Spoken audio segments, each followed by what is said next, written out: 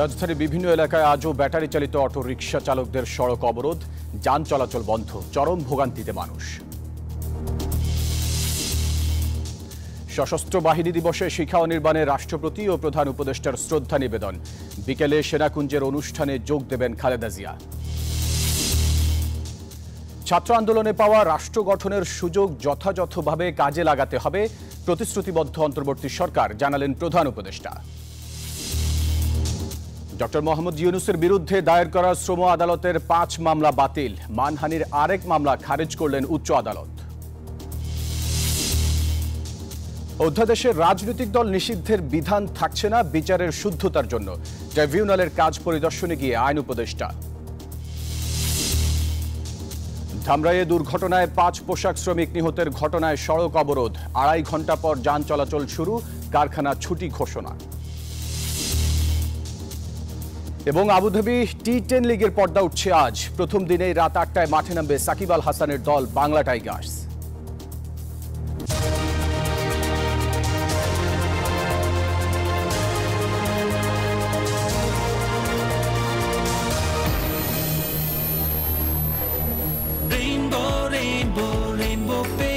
Rainbow Paints, the color of joy. দর্শক স্বাগত news 24 সংবাদে। আর পুরো সংবাদ জুড়ে আপনাদের সাথে আছি আমি ফয়সাল মাহমুদ। দেখছিলেন সংবাদ শিরোনামগুলি। শব্দের আরেক নাম, একদম ইউনিক স্ট্রাকচারাল ডিজাইনের কসমিক ডোর। এর ওয়াল থিকনেস ও রিপ থিকনেস বেশি থাকা, থেকে 50 বছরেরও বেশি। কসমিক ডোর, নিশ্চিন্তে 50 বছর। চলে যাব পুরো খবরে। দর্শক, রাজধানীর মহাখালী, আগারগাঁও সহ বিভিন্ন স্থানে সড়ক অবরোধ করে বিক্ষোভ করছেন ব্যাটারি চালিত অটোরিকশার চালকরা। ঢাকা মহানগর এলাকায় এই যান চলাচল বন্ধে হাইকোর্টের দেয়া নির্দেশের প্রতিবাদে বিক্ষোভ করছেন তারা। এতে আশপাশের সড়কগুলোতে সৃষ্টি হয়েছে অসহনীয় যানজট। ঢাকা মহানগরের সড়কে ব্যাটারি চালিত অটোরিকশার চলাচল 3 দিনের মধ্যে বন্ধ বা বিধিনিষেধ আরোপ করতে গত মঙ্গলবার নির্দেশ দেয় উচ্চ আদালত।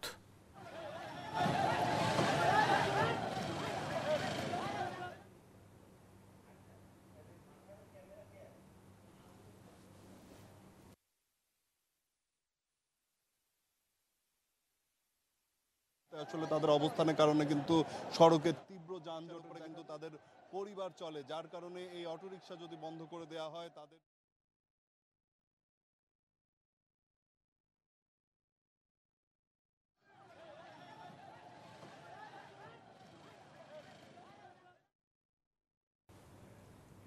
দর্শক, অটোরিকশা চালকদের বিক্ষোভ নিয়ে আরও খবরাখবর জানাতে যুক্ত হচ্ছেন সহকর্মীরা। আমরা শুরুতেই যাব আগারগাঁওয়ে, সেখানে আছেন সহকর্মী নাইমাল জিকো।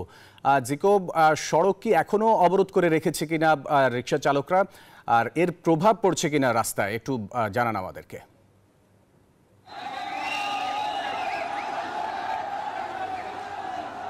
যেমনটি সকাল থেকেই জানাচ্ছিলাম যে অটোরিকশা চালকরা অটোরিকশা যাতে বৈধভাবে রাস্তায় চালাতে দেয় দাবিতে কিন্তু আন্দোলন করছে। এবং এই মুহূর্তে আমি আছি রাজধানীর আগারগাঁয়ে। এখানে কিন্তু সকাল থেকে রাস্তাটি অবরুদ্ধ করছেন অটোরিকশা চালকরা। এর মধ্যে কিন্তু পুলিশের ঊর্ধ্বতন কর্মকর্তারাও এসেছেন। রুহুল কবির তিনি এখানে এসে কিন্তু যারা অটোরিকশা চালক আছেন তাদের সাথে কথা বলছেন এবং তাদেরকে কিন্তু আশ্বস্ত করার চেষ্টা করেছেন যে তাদের যে দাবিগুলো কর্তৃপক্ষের কাছে পৌঁছানো হবে। কিন্তু যেই ভোগান্তিটা আসলে তৈরি হয়েছে সেই ভোগান্তি যাতে সৃষ্টি না করে, এজন্য কিন্তু তাদেরকে রাস্তা থেকে সরে যেতে বলা হয়েছে। এর মধ্যে এখানে রাঙা পুলিশ পৌঁছেছেন যাতে কোনো ধরনের কোনো নাশকতা এখানে তারা এসে অবস্থান নিয়েছেন এবং দেখছেন যে কিন্তু আন্দোলনকারী যারা রয়েছেন তারা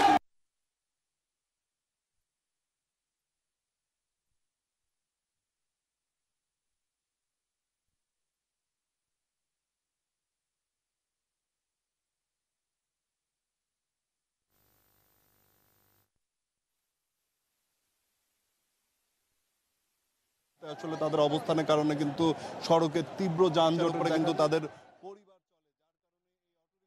বন্ধ করে দেওয়া হয় তাদের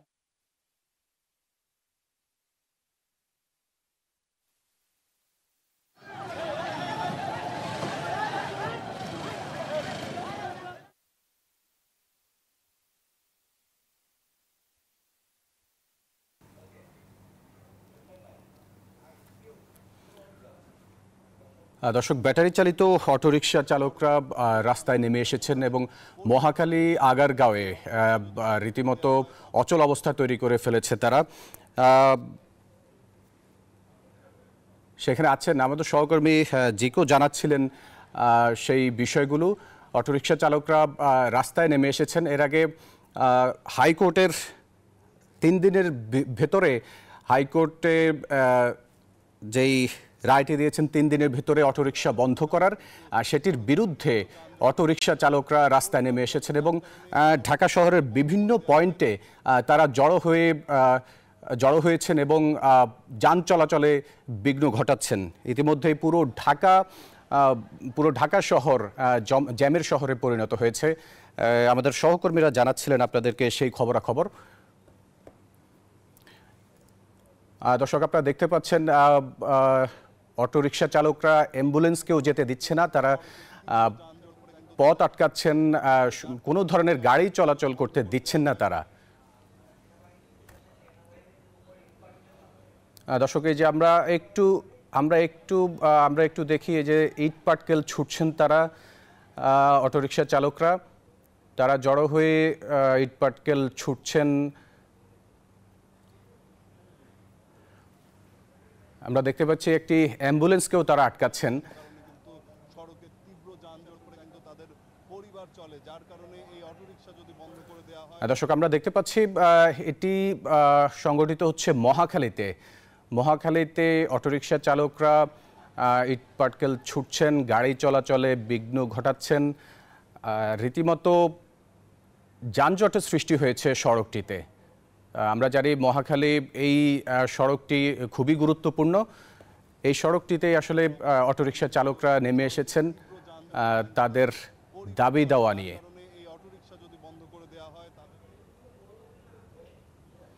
দর্শক, এর আগে গতকালও তারা তাদের আন্দোলন করেছেন, পুলিশের সাথে সংঘর্ষে জড়িয়েছেন অটোরিকশা চালকরা।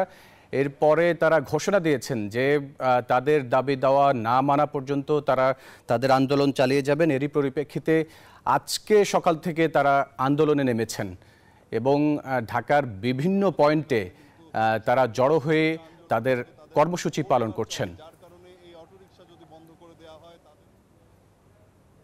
দর্শক, রাজধানীর মহাখালী, আগারগাঁও সহ বিভিন্ন স্থানের সড়ক অবরোধ করে বিক্ষোভ করছেন ব্যাটারি চালিত অটোরিকশার চালকরা। ঢাকা মহানগর এলাকায় এই যান চলাচল বন্ধে হাইকোর্টের দেয়া নির্দেশের প্রতিবাদে বিক্ষোভ করছেন তারা। আর এতে করে আশেপাশের সড়কগুলোতে সৃষ্টি হয়েছে অসহনীয় যানজট। ঢাকা মহানগরের সড়কে ব্যাটারি চালিত অটোরিকশার চলাচল 3 দিনের মধ্যে বন্ধ বা বিধিনিষেধ আরোপ করতে গত মঙ্গলবার নির্দেশ দেয় উচ্চ আদালত। আর এরই পরিপ্রেক্ষিতে অটোরিকশা চালকরা রাস্তায় নেমে এসেছেন গতকালকে এবং আজকেও তাদের আন্দোলন চালিয়ে যাচ্ছেন।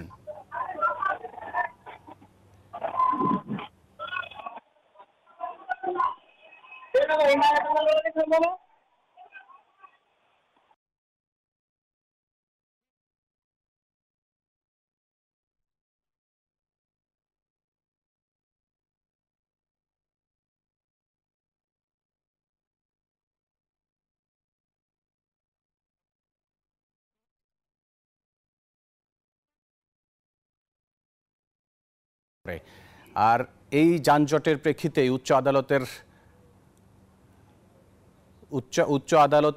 আদালতে যে নির্দেশনা দিয়েছেন, এরই পরিপ্রেক্ষিতে আন্দোলনে নামেন অটোরিকশা চালকরা।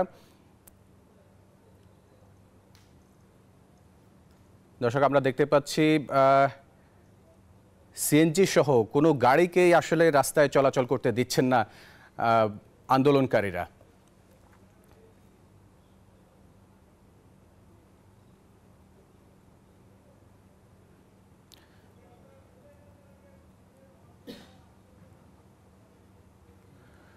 অটোরিকশা চালকদের এই আন্দোলনের ফলে ঢাকা শহরে তীব্র যানজটের সৃষ্টি হয়েছে। এতে ভোগান্তিতে পড়েছেন অফিসগামী মানুষ ভোগান্তিতে পড়েছেন। এছাড়াও সাধারণ মানুষ যারা আছেন তারাও ভোগান্তিতে পড়েছেন।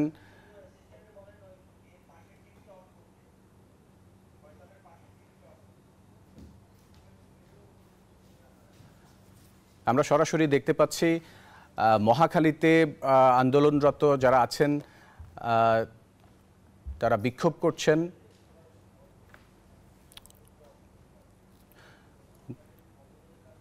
দর্শক, আমরা যেমনটি খবর পেয়েছি সারা দেশের সাথে ঢাকা শহরের রেল যোগাযোগ ইতিমধ্যে বন্ধ হয়ে গেছে। মহাখালী রেল স্টেশনে অবস্থান নিয়েছে আন্দোলনকারীরা, আর এতে করে সারা দেশের সাথে রেল যোগাযোগ বিচ্ছিন্ন হয়ে গেছে।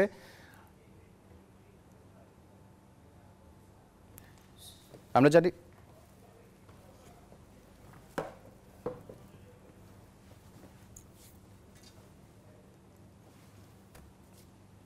দর্শক, আমরা দেখতে পাচ্ছি যে অফিসগামী মানুষজন, সাধারণ মানুষ, তারা আসলে গাড়ি না পেয়ে, যানবাহন না পেয়ে তারা হেঁটে হেঁটে তাদের গন্তব্যে পৌঁছানোর চেষ্টা করছেন।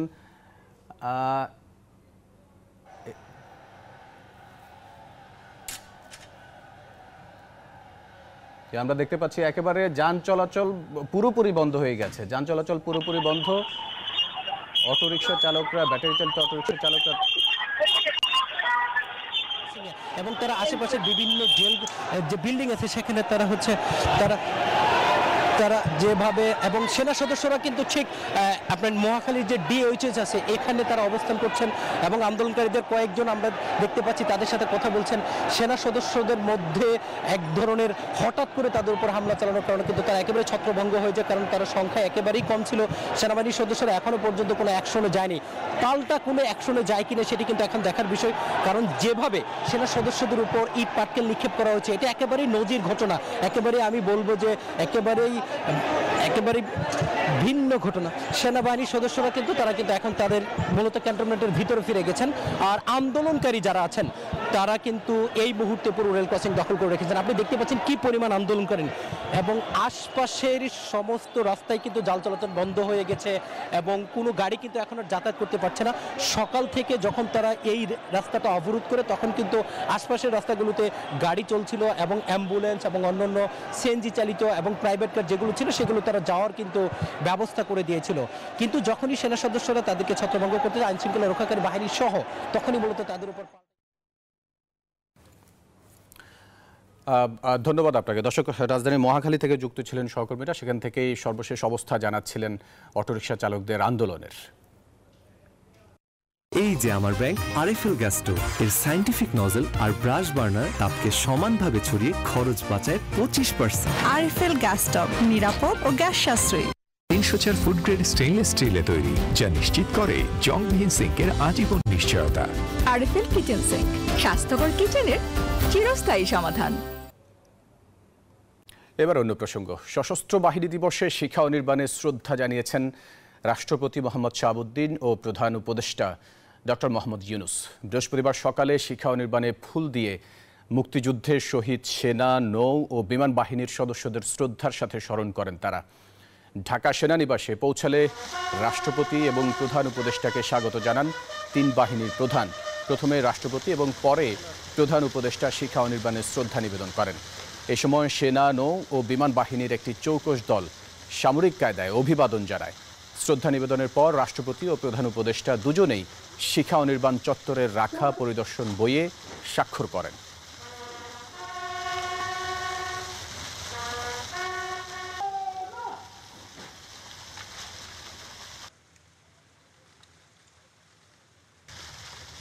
বিজলি কেবলস যে কোনো স্থাপনার বৈদ্যুতিক সংযোগকে রাখে নিরাপদ। এর স্কিন কোটেড ইনসুলেশন সম্পূর্ণ ফায়ার রিটার্ডেন্ট, তাই বিজলি কেবলস নিজেই নিজেকে নেভায়। বিজলি কেবলস, নিরাপদ আজীবন। প্রায় এক যুগ পর সেনাকুঞ্জে সশস্ত্র বাহিনী দিবসের অনুষ্ঠানে যোগ দেবেন বিএনপি চেয়ারপারসন বেগম খালেদা জিয়া। সবশেষ গিয়েছিলেন 2012 সালে। বৃহস্পতিবার বিকাল 3:30টায় গুলশানের বাসা থেকে সেনাকুঞ্জের উদ্দেশ্যে রওনা হবেন তিনি। গতকাল বিএনপি চেয়ারপারসনের একান্ত ব্যক্তিগত সহকারী ABM আব্দুস সাত্তার এ তথ্য নিশ্চিত করেছেন। 6 বছরের বেশি সময় পর জনসম্মুখে কোনো অনুষ্ঠানে যাচ্ছেন এই সাবেক প্রধানমন্ত্রী। 2009 সালের পর এবারই প্রথম বিএনপির ভারপ্রাপ্ত চেয়ারম্যান তারেক রহমানকেও এই অনুষ্ঠানে আমন্ত্রণ জানানো হয়েছে। এছাড়া আমন্ত্রণ পেয়েছেন মির্জা ফখরুল ইসলাম আলমগীর সহ বিএনপির শীর্ষ নেতারা। সেনাকুঞ্জের সংবর্ধনা অনুষ্ঠানে প্রধান অতিথি হিসেবে উপস্থিত থাকবেন প্রধান উপদেষ্টা ডক্টর মোহাম্মদ ইউনূস।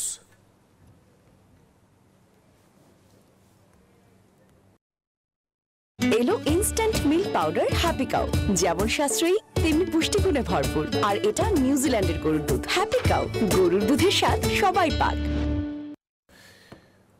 21 নভেম্বর সশস্ত্র বাহিনী দিবস। সশস্ত্র বাহিনীর প্রতিটি সদস্যের কাছে এ দিনটি ভীষণ তাৎপর্যপূর্ণ।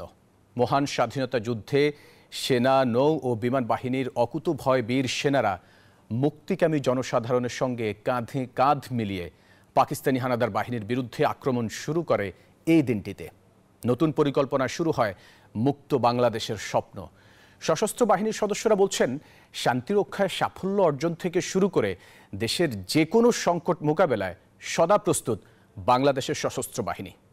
এ নিয়ে একটি রিপোর্ট করেছেন মাসুদ আলা বলি।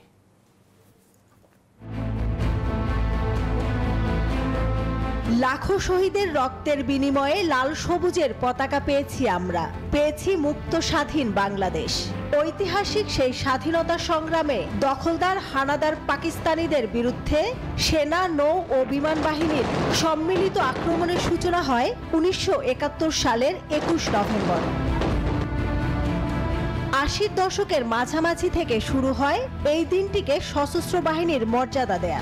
এরপর থেকে প্রতি বছরই রাষ্ট্রীয় উদ্যোগে দিনটিকে পালন করা হয়, শ্রদ্ধা ভালোবাসায় স্মরণ করা হয় সামরিক বাহিনীর গুরুত্বপূর্ণ অবদান। একটা যৌথ অভিযান এবং সাধারণ জনতার সাথে মিলে যে একটা সর্বাত্মক যুদ্ধ, এই সময়টাকে স্মরণ করার জন্যই আমরা 21 নভেম্বরের সশস্ত্র বাহিনী দিবস পালন করি। এটার গুরুত্ব বহন করে এবং সারা সমগ্র জাতি আমরা দেশপ্রেমে উদ্বুদ্ধ হই এবং যে কোনো ক্রান্তি লগ্নে যাতে আমরা সেই 71-এর মতো আবার আমরা জাগ্রত হতে পারি, সেই স্পিরিটটা আমাদেরকে নিয়ে আসে। কৃষক, শ্রমিক জনতার সঙ্গে সেনা, নৌ ও বিমান বাহিনীর অকুতোভয় সদস্যরা যুক্ত হলে নতুন মাত্রা পায় বাংলাদেশের স্বাধীনতা সংগ্রাম। পূর্ব বাংলার মুক্তিকামী আবেগী মানুষের সঙ্গে প্রশিক্ষিত বাহিনীর অংশগ্রহণে যুদ্ধের মাঠে আসে নতুন কর্মপরিকল্পনা, বিজয়ের কৌশল। ফলে 9 মাসের রক্তক্ষয়ী যুদ্ধ আর 30 লাখ শহীদের আত্মত্যাগে 16 ডিসেম্বর আসে কাঙ্ক্ষিত স্বাধীনতা। জয়েন্ট অপারেশনের যে ইফেক্ট, সেটা থেকেই কিন্তু আমাদের মানে স্বাধীনতা খুব কুইক চলে আসে, আমাদের বিজয়টা খুব কুইক চলে আসে। 21শে নভেম্বরের চেতনা এবং তাৎপর্য যেন আমাদের সবার মধ্যে থাকে এবং দেশকে যেন আমরা এই চেতনা নিয়েই আমাদের নর্মাল পেশাদারিত্বের সাথে কাজ করে যেন দেশকে আরো উন্নতির দিকে এগিয়ে নিতে চাই, সেটাই আমাদের সবার প্রত্যাশা। কালের পরিক্রমায় আরো আধুনিক, যুগোপযোগী হয়েছে বাংলাদেশের সশস্ত্র বাহিনী। কেবল দুর্যোগ দুর্বিপাকে নয়, দেশের যে কোনো সংকট সম্ভাবনায় দায়িত্ব পালন করছে নিষ্ঠা ও সততা নিয়ে। সবশেষ ছাত্র জনতার অভ্যুত্থানেও সশস্ত্র বাহিনীর ভূমিকা ছিল দেশ ও জনগণের পক্ষে। জাতিসংঘ শান্তিরক্ষা মিশনেও সাফল্যের সাথে কাজ করে দেশের ভাবমূর্তি উজ্জ্বল করছে বাংলাদেশের সামরিক বাহিনী। যোগ্যতা ও কর্মদক্ষতার কারণে বিশ্ব দরবারে নতুন উচ্চতায় এসেছে বাংলাদেশ। এই দিনে প্রত্যাশা, সশস্ত্র বাহিনীর গৌরবোজ্জ্বল ভূমিকা অব্যাহত থাকুক, অতন্ত্র প্রহরী হয়ে থাকুক দেশের স্বাধীনতা আর সার্বভৌমত্ব রক্ষায়। মাসুদ আল আবনী, নিউজ 24, ঢাকা। আমি এই চেয়ারে বসবো না। বাচ্চু ভাই, এই চেয়ারকে ভয় পেও না। ডেন্টিস্টের পরামর্শে নাও নতুন কোলগেট অ্যাক্টিভ সোল, যা দাঁতের সমস্যা শুরু হওয়া মাত্রই থামিয়ে দেয়। না থাকবে ব্যথা, না থাকবে ভয়। দর্শক, যেমনটি বলছিলাম, প্রায় 1 যুগ পর সেনাকুঞ্জে সশস্ত্র বাহিনী দিবসের অনুষ্ঠানে যোগ দেবেন বিএনপি চেয়ারপারসন বেগম খালেদা জিয়া। তিনি সবশেষ গিয়েছিলেন 2012 সালে। বিএনপি চেয়ারপারসন বেগম খালেদা জিয়ার গুলশানের বাসভবনে আছেন সহকর্মী হাসান ওয়ালি। আমরা এই বিষয়ে খবর জানতে যুক্ত হব তার সাথে। ওয়ালি, বেগম খালেদা জিয়া কখন রওনা হবেন সেনাকুঞ্জের উদ্দেশ্যে, একটু বিস্তারিত জানান আমাদেরকে।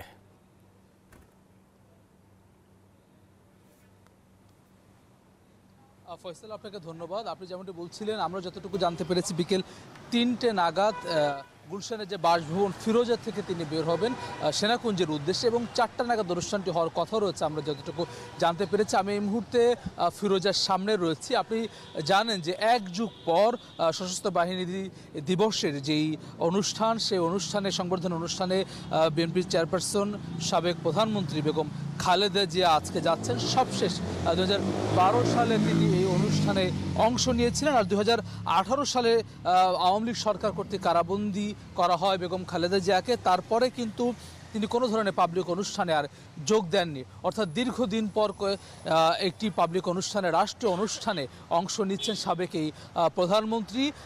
5 আগস্ট যে পরিবর্তিত বাংলাদেশে মুক্ত হয়েছেন বেগম খালেদা জিয়া, তারপরে আমরা একটি অনুষ্ঠানে ভার্চুয়ালি তাকে যুক্ত হতে দেখেছি, নয়াপল্টনে বিএনপির সমাবেশে। কোনো অনুষ্ঠানে সশরীরে এখন পর্যন্ত কিন্তু যোগ দেননি।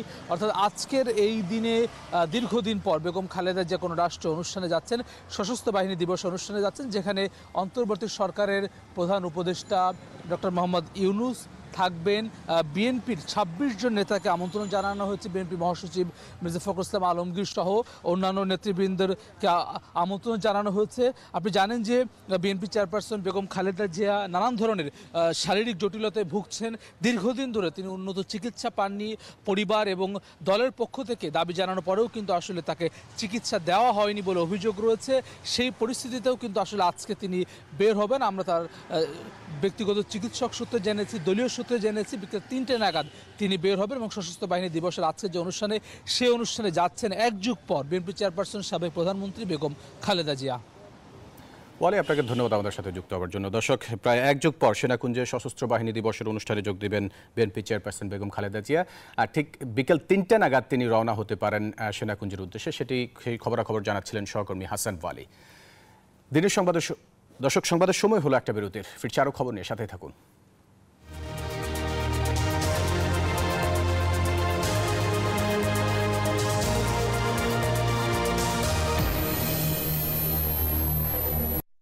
নুডলস খান নাই? তাহলে তো নুডলসই খান নাই। নুডলস খান নাই তো নুডলসই খান নাই।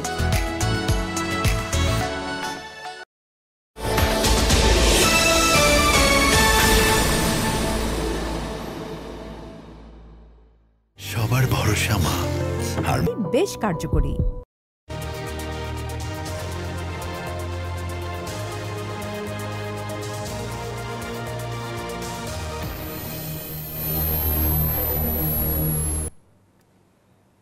দর্শক, বিরতির পর আবারও স্বাগত নিউজ 24 সংবাদে। প্রধান উপদেষ্টা ডক্টর মোহাম্মদ ইউনূস বলেছেন, ছাত্র জনতার আন্দোলনের মাধ্যমে পাওয়া রাষ্ট্র গঠনের সুযোগ যথাযথভাবে কাজে লাগাতে প্রতিশ্রুতিবদ্ধ অন্তর্বর্তী সরকার। সকালে সশস্ত্র বাহিনী দিবস উপলক্ষে ঢাকা সেনানিবাসে আয়োজিত অনুষ্ঠানে কথা বলেন তিনি। প্রধান উপদেষ্টা বলেন, 5 আগস্ট ছাত্র জনতার বিপ্লবের মধ্য দিয়ে নতুন বাংলাদেশের সূচনা হয়েছে। নতুন দেশে সবার দায়িত্ব সব মানুষকে একটি বৃহত্তর পরিবারের বন্ধনে আবদ্ধ করা। কেউ কারো উপরে নয়, আবার কেউ কারো নিচেও নয়, এই ধারণা জাতীয় জীবনে প্রতিষ্ঠিত করতে হবে বলেন অন্তর্বর্তী সরকারের প্রধান।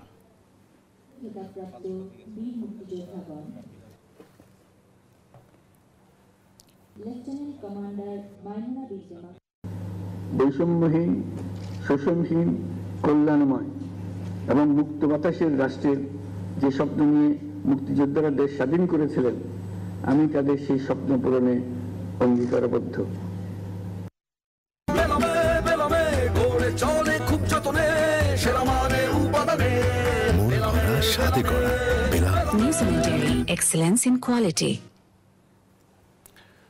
নোবেলজয়ী অধ্যাপক ডক্টর মোহাম্মদ ইউনূসের বিরুদ্ধে থাকা মোট 6টি মামলা বাতিল করে দিয়েছেন হাইকোর্ট।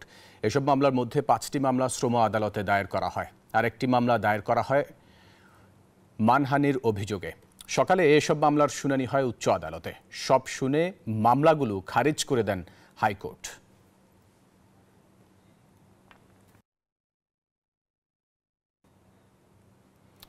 জুলাই আগস্টের ঘটনায় হত্যার অভিযোগে দায়ের করা মামলায় সাবেক অতিরিক্ত অ্যাটর্নি জেনারেল মেহেদী হাসান চৌধুরীকে হাইকোর্টের দেয়া জামিন স্থগিত করেছেন আপিল বিভাগ।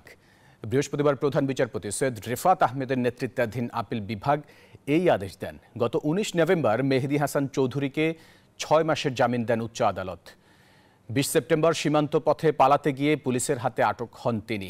পরে তাকে জুলাই আগস্টের হত্যা মামলায় গ্রেপ্তার দেখানো হয়। এর আগে 8 আগস্ট অতিরিক্ত অ্যাটর্নি জেনারেলের পদ থেকে পদত্যাগ করেন তিনি। প্রেজেন্ট, আমার ফিউচার, আমার হ্যাপি লাইফ। আইডিএলসি আমার ফাইন্যান্সিয়াল পার্টনার বলেই কার লোন আমার কাছে লাইফ ইনভেস্টমেন্ট।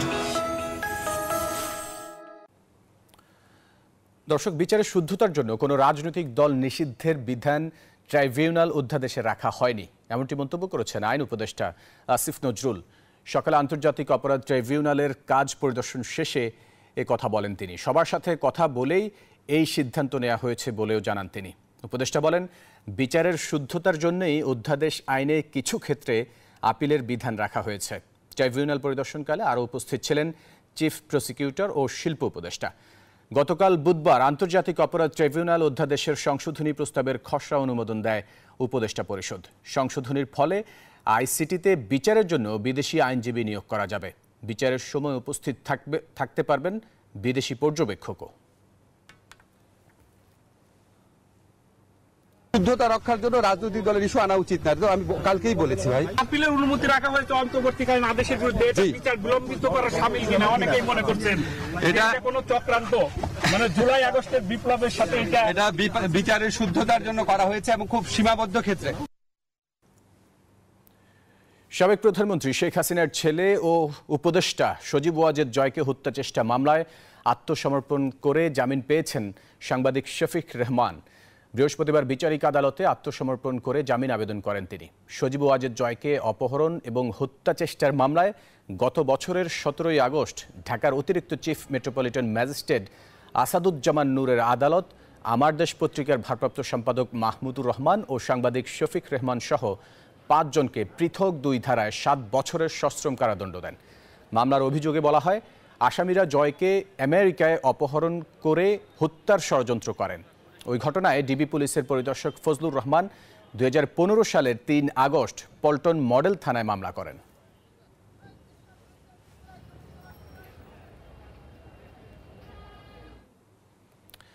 জাহাঙ্গীরনগর বিশ্ববিদ্যালয় ক্যাম্পাসের বিভিন্ন রুটে নির্ধারিত সময়ে আজ থেকে শাটল বাস চলাচল শুরু হয়েছে। বিশ্ববিদ্যালয়ের পরিবহন অফিস থেকে জানানো হয়, সকাল 8টা থেকে 10টা পর্যন্ত প্রতি 1 ঘন্টা পর পর 2টি করে বাস চলবে। তবে 11টায় 1টি করে এবং 12টায় 2টি করে বাস চলবে। পরবর্তীতে আবার দুপুর 2:30টা থেকে প্রতি 1 ঘন্টা পর পর রাত 9:30টা পর্যন্ত 1টি করে শাটল বাস চলাচল করবে। এর আগে ব্যাটারি চালিত রিকশার ধাক্কায় শিক্ষার্থী মৃত্যুর ঘটনায় বিশ্ববিদ্যালয়ে অনির্দিষ্টকালের জন্য ব্যাটারি চালিত রিকশা ও মোটরসাইকেল চলাচল বন্ধ ঘোষণা করা হয়।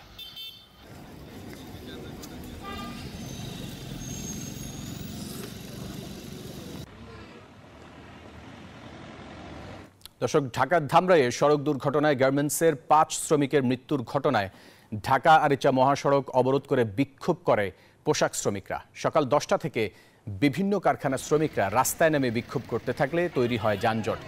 পরে দীর্ঘ 2.5 ঘন্টা পর যান চলাচল স্বাভাবিক হয়। এই ঘটনায় কারখানাগুলো ছুটি ঘোষণা করেছে কর্তৃপক্ষ। বুধবার রাতে ধামরাইয়ের বাটুলিয়া আঞ্চলিক সড়কে গ্রাফিক্স গার্মেন্টসের শ্রমিকবাহী বাসের সঙ্গে ইট বোঝাই ট্রাকের সংঘর্ষ হয়। এ সময় ঘটনাস্থলে 5 জন এবং পরে 1 জনের মৃত্যু হয়। আহত হন আরও অন্তত 20 জন।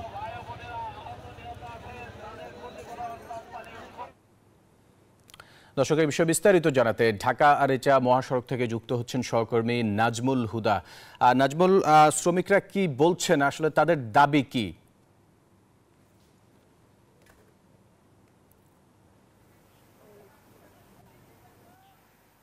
ফয়সাল, আপনাকে ধন্যবাদ। আপনি যেমনটি বলছেন, এই মুহূর্তে রয়েছি ধামরাইয়ের শ্রামপুরে এবং গ্রাফিক্স টেক্সটাইল যে গার্মেন্টসটি, সেই গার্মেন্টসের সামনে এই পোশাক কারখানার যে শ্রমিক, তাদের যে যাত্রীবাহী যে একটি বাস, সেই পোশাকবাহী যে বাস, সেই ইট বোঝাই যে পরিবহনের সাথে আসলে ধাক্কা লাগে। সেই ধাক্কা লেগেই কিন্তু ঘটনাস্থলেই আমরা 3 জন শ্রমিক এবং নেয়ার পথে আরও 2 পথচারী, মোট 5 জনের কথা শুনেছি। কারখানা কর্তৃপক্ষ এই কারখানার যে শ্রমিকরা সকালে কাজে এসেছিলেন, কাজে আসার পরে শ্রমিকরা কিন্তু সেই কাজে যোগ দিয়ে কিন্তু তারা বিক্ষোভ মিছিল নিয়ে ঢাকা আরিচা মহাসড়কে তারা অবস্থান নেয় এবং অবস্থান নেওয়ার পরে কিন্তু প্রায় 2.5 ঘন্টা সড়ক অবরোধ করে রাখে। পরে কারখানা কর্তৃপক্ষ, পুলিশ তাদের যে দাবি দুবা রয়েছে সেই দাবি দুবা মেনে নেওয়ার পরেই কিন্তু তারা সড়ক থেকে সরে যায় এবং পুলিশ আমাদেরকে যেটি জানিয়েছেন যে কারখানার কর্তৃপক্ষের সাথে তারা আলোচনা করছে। কারখানার আলোচনা করে সড়কে কিন্তু আপনারা দেখতেই পাচ্ছেন যে এখন কিন্তু যান চলাচল স্বাভাবিক রয়েছে এবং সড়কের অবস্থা আমরা যদি দেখাই যে এখানকার সড়কের অবস্থা কিন্তু এখন পুরোপুরি ফাঁকা এবং দীর্ঘ যানজট ছিল, কিন্তু কারখানার শ্রমিকদের যে দাবি নিয়ে তারা আন্দোলন করেছিল সেই কারখানার শ্রমিকদের যে আন্দোলনের পরিপ্রেক্ষিতে আসলে যে কারখানার মালিক সেই দাবি মেনে নিচ্ছে এবং দাবি মেনে নেওয়ার পরেই কিন্তু রাস্তা কিন্তু এখন স্বাভাবিক হয় এবং কারখানার যে শ্রমিক তাদের যে অসুস্থ অর্থাৎ আহত যেসব শ্রমিক তাদেরকে চিকিৎসার দায়ভার কিন্তু এইখানকার কারখানার কর্তৃপক্ষ নিয়েছেন এবং যে শ্রমিকরা মারা গেছে তাদের ক্ষতিপূরণ দেওয়া হবে। একই সঙ্গে কিন্তু কারখানার যে আজকে ছুটি ঘোষণা করা হয়েছে, কালকেও তাদের কারখানা বন্ধ থাকবে। যথাসময় শনিবারে কারখানা আবার পুরোদমে চালু থাকবে। এরই মধ্যে কিন্তু কারখানা কর্তৃপক্ষ একটি তদন্ত কমিটি করেছে এবং তারা বলেছে যে শ্রমিক বাহিনীতে বাসটি রয়েছে চালক এবং হেল্পার তাদেরকে গ্রেপ্তারের জন্য পুলিশ অভিযান চালাচ্ছে। এর মধ্যে এই ঘটনা একটি মামলা হয়েছে।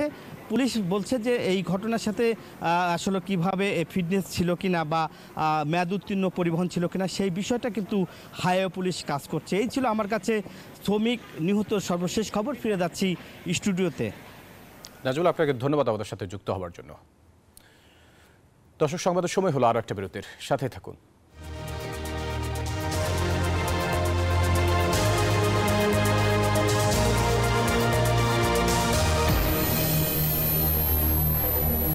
নুডলস খান নাই? তাহলে তো নুডলসই খান নাই। নুডলস খান নাই তো নুডলসই খান নাই।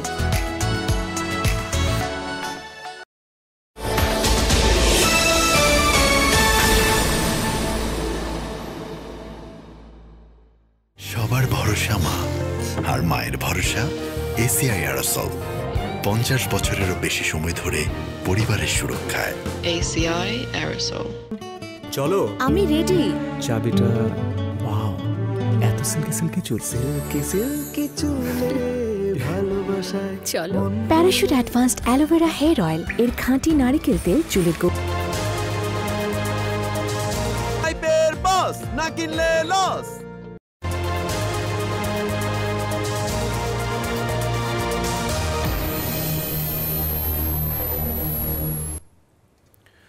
বিরতির পর আবারও স্বাগত। এবারে আন্তর্জাতিক সংবাদ।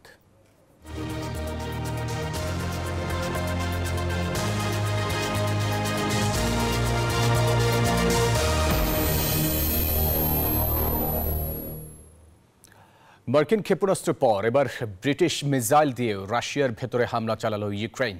ইউক্রেনকে স্থল মাইনও দেবে যুক্তরাষ্ট্র, আর তাতে উত্তেজনা বাড়ছে আরও। প্রেসিডেন্ট জেলেনস্কি বলেছেন, মার্কিন সহায়তা না পেলে যুদ্ধে হেরে যেতে হতে পারে। এদিকে যুক্তরাষ্ট্রের প্রেসিডেন্ট নির্বাচিত ডোনাল্ড ট্রাম্পের সঙ্গে আলোচনা চান রাশিয়ার প্রেসিডেন্ট ভ্লাদিমির পুতিন। বুধবার যুক্তরাজ্যে তৈরি দূরপাল্লার স্টর্ম শ্যাডো মিসাইল দিয়ে রাশিয়ার ভেতরে লক্ষ্যবস্তুতে আঘাত হানে ইউক্রেনীয় বাহিনী, যা পশ্চিমা অস্ত্র দিয়ে রাশিয়ায় হামলার সর্বশেষ ঘটনা। এর একদিন আগেই যুক্তরাষ্ট্রের দেয়া ATACMS ক্ষেপণাস্ত্র দিয়ে হামলা চালিয়েছিল তারা। চলমান অস্থিরতার মধ্যেই রুশ সেনাবাহিনীর বিরুদ্ধে ইউক্রেনকে স্থল মাইন ব্যবহারেরও অনুমতি দিয়েছে যুক্তরাষ্ট্র। খুব শিগগিরই সেগুলো সরবরাহ করা হবে বলে এক মার্কিন প্রতিরক্ষা কর্মকর্তা বিবিসিকে নিশ্চিত করেছেন। এরই মধ্যে মার্কিন সহায়তা বন্ধ হয়ে গেলে যুদ্ধে ইউক্রেন পরাজিত হবে বলে বুধবার মন্তব্য করলেন দেশটির প্রেসিডেন্ট ভলোদিমির জেলেনস্কি। যদি আমরা ইউরোপে ঐক্য হারাই, বিশেষ করে ইউক্রেন ও যুক্তরাষ্ট্রের মধ্যে যদি ঐক্য হারিয়ে যায়, তাহলে তা হবে অত্যন্ত বিপজ্জনক। এদিকে ক্রেমলিনের 5 কর্মকর্তার বরাতে রয়টার্স জানিয়েছে, নবনির্বাচিত মার্কিন প্রেসিডেন্ট ডোনাল্ড ট্রাম্পের সঙ্গে ইউক্রেনে যুদ্ধবিরতি নিয়ে আলোচনায় আগ্রহী হলেও কিছু বিষয়ের কয়েকটি দাবিতে অনড় রয়েছেন রুশ প্রেসিডেন্ট ভ্লাদিমির পুতিন। ইউক্রেনের ন্যাটোতে যোগদানের আকাঙ্ক্ষা ত্যাগ করাও তার আলোচনার শর্ত। নিবির আমিন, নিউজ 24। নিউজ 24 সংবাদের সময় হলো আরও একটা বিরতি। ফিরছি খেলার খবর নিয়ে, সাথেই থাকুন।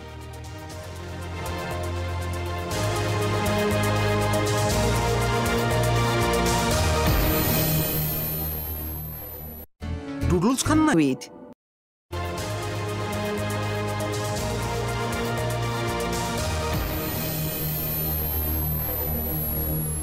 দর্শক, বিরতির পর আবার স্বাগত সংবাদে। এবারে জানাবো খেলার সংবাদ।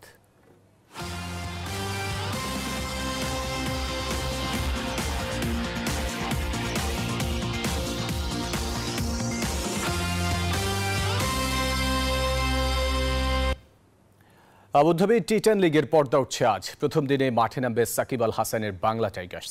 10 দল নিয়ে শুরু হচ্ছে আবুধাবি টি10 লিগের অষ্টম আসর।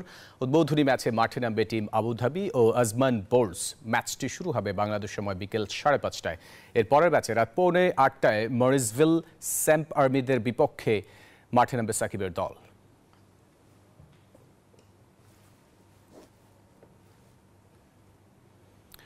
প্রথম টেস্টে কাল স্বাগতিক ওয়েস্ট ইন্ডিজের বিপক্ষে মাঠে নামবে বাংলাদেশ। অ্যান্টিগায় ম্যাচটি শুরু বাংলাদেশ সময় রাত 8টায়।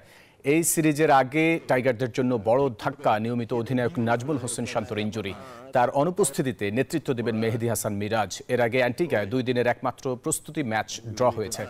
ওয়েস্ট ইন্ডিজের চেয়েও বাংলাদেশের জন্য বড় প্রতিপক্ষ হতে পারে কন্ডিশন। মুখোমুখি পরিসংখ্যানে সাদা পোশাকে 20 বারের দেখায় ক্যারিবীয়দের জয় 14 ম্যাচে আর বাংলাদেশের জয় 4টিতে। ড্র হয়েছে 2টি ম্যাচ।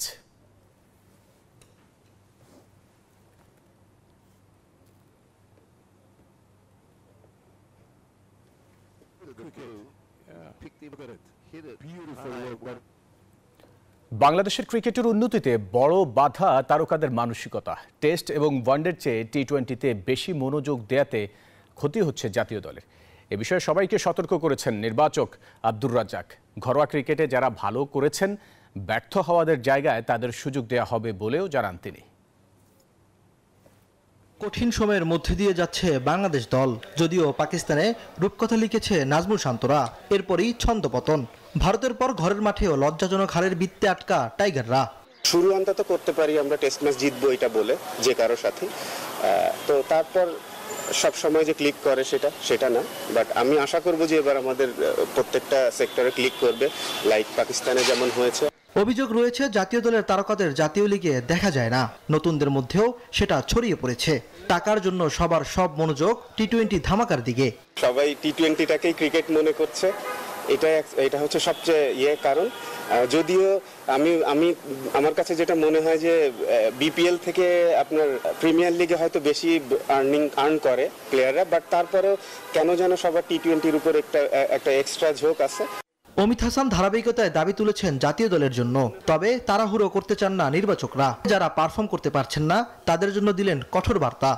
যখনই কেউ একজন এসে পিছে নক করতে থাকে ডোর, তো যে ভিতরে থাকে সে অলরেডি বুঝতে পারে, তো আমার কিছু করা লাগবে না। এটা কিন্তু সিস্টেমেই হয়ে যাবে যে সে যদি গুড ইনাফ হয়, যে নক করছে সে চলে আসবে, আর যে ভিতরে আছে সে অটোমেটিক্যালি বাইরে চলে যাবে। অমিত খুবই সিগনিফিক্যান্ট পারফর্ম করছে।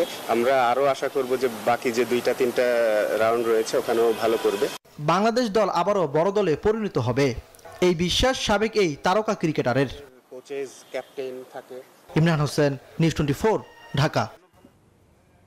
দর্শক, এই ছিল নিউজ 24 সংবাদে। আরও সংবাদ ও বিশ্লেষণ জানতে ভিজিট করুন news24bd.tv-তে। এতক্ষণ সাথে থাকার জন্য ধন্যবাদ সবাইকে।